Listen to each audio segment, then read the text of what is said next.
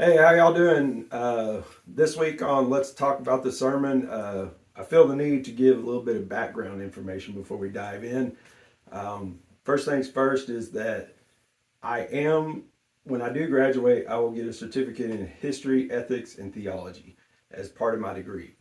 I wanted to get one in pastoral counseling, but the classes did not line up, and I think there may be a reason for that as we talk through this. But when you preach Sunday on Isaiah 7, 10 through 16. 10 through Yeah. 16, um, one of the things that just really grabbed me was about God choosing to be with us in the midst of not great things. Mm-hmm. And the expectation, and I'm paraphrasing, the expectation is not that everything will immediately be better, but that God will be with us. Did I get that correct? Yeah, no, absolutely. And that's the whole idea of Immanuel. I mean, God is with us. And in the Isaiah passage, as I talked about on Sunday, Isaiah is speaking specifically to kind of King Ahaz and the situation in the kingdom and the threat from his northern neighbors. But of course, Matthew kind of references that passage about his time and about the birth of Jesus and about another young woman who is pregnant and how that is a sign that God is with us. And if you think about Mary's circumstances, and this is something we remind ourselves of every Advent, when you think about Mary's circumstances, God could have chosen any number of literally any situation and circumstances in which to make himself fully known in the flesh. And God chooses this young woman who's unmarried, and there undoubtedly would have been drama around that. And so for me, that's always a comfort this time of year, because God could have chosen any kinds of circumstances. And what God chooses are challenging circumstances and difficult circumstances, and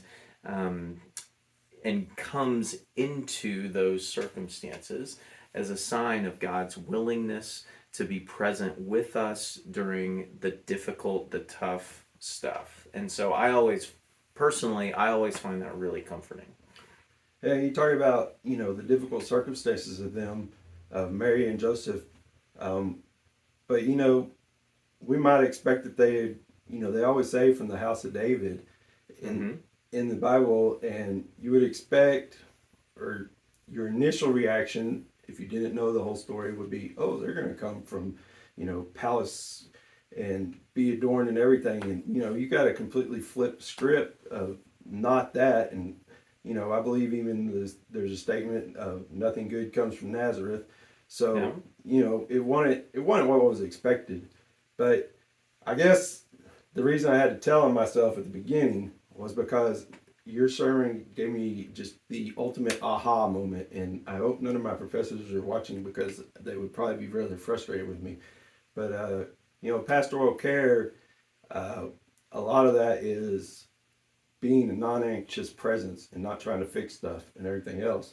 I was like, oh, this is like emulating Christ right here. Well, and pastors struggle, and not just pastors, lots of us struggle with wanting to fix things and wanting to fix people or wanting to fix situations. And, oftentimes that's just beyond our power. And so again, I think God is with us. Immanuel is a good reminder that sometimes we simply need to just be willing to show up and be present as non-anxiously as we can in the midst of what can be difficult circumstances. So I hope everyone remembers that during this Advent and this Christmas week.